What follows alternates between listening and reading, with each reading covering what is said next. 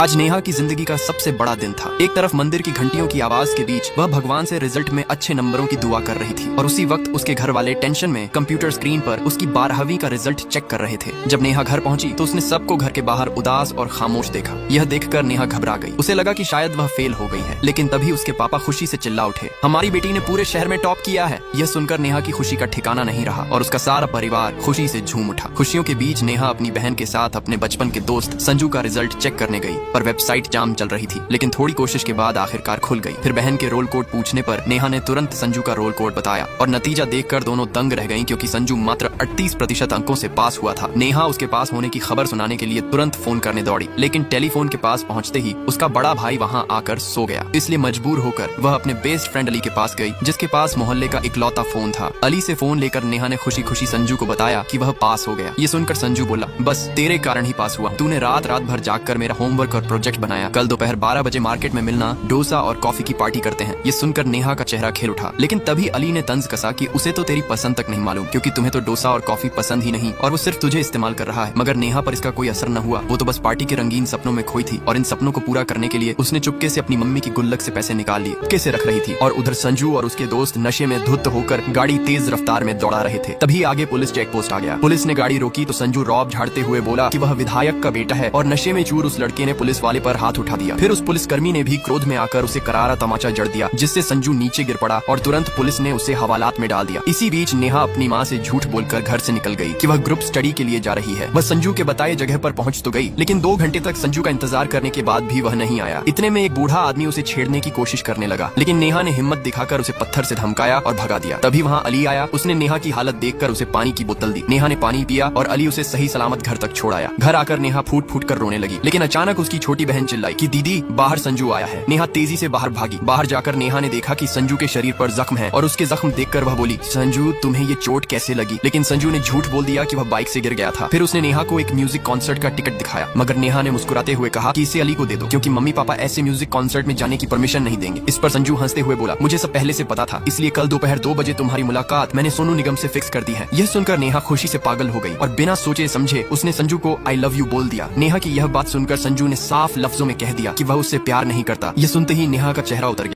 नेहा जब अपने बचपन के दोस्त संजू को आई लव यू कहती है तो संजू साफ साफ कह देता है कि वो उससे प्यार नहीं करता और उसे सिर्फ एक दोस्त मानता है। ये सुनकर नेहा का दिल टूट जाता है। संजू के वहाँ से जाते ही नेहा बुरी तरह फूट फूट कर रोने लगती है। नेहा की हालत देख अली फिर उसे समझाता है कि सिर्फ वो तुम्हारा इस्तेमाल कर रहा है, वो तुम्हारे प्यार के काबिल नहीं है। लेकिन नेहा पूरे यकीन से बोली, संजू मुझे चाहता है, पर उसे अभी उसे ये एहसास नहीं है और मैं तब तक कोशिश करती रहूंगी जब तक उसे ये एहसास न हो जाए। उधर संजू के पापा उससे नाराज होकर पूछते हैं कि शराब पीकर गाड़ी क्यों चलाई और पुलिस वाले से उलझने की क्या जरूरत थी। संजू सफाई देता है कि पापा मैं तो आराम से चला रहा था, लेकिन पंकज ने दोस्तों के सामने मुझे उकसाया था। वहीं दूसरी तरफ नेहा के पापा उसे कहते हैं कि कल कॉलेज एडमिशन की आखिरी तारीख है, तुमने एडमिशन के लिए कौन सा कॉलेज सोचा है? नेहा कहती है कि पापा मैं सुबह तक सोचकर बता दूंगी। रात को सबके सो जाने के बाद नेहा चोरी छिपे संजू को फोन करके एडमिशन की लास्ट डेट के बारे में बताती है और एक ही कॉलेज में एडमिशन लेने को कहती है। लेकिन संजू उसे कहता है कि वो CL कॉलेज में एडमिशन लेगा जहाँ उसका कजन पढ़ता है और फोन काट देता है। इतने में नेहा के पापा अंदर आते हैं और सो जाते हैं। थोड़ी देर बाद अचानक संजू फिर से कॉल करता है, लेकिन इस बार नेहा के पापा को सच्चाई पता चल जाती है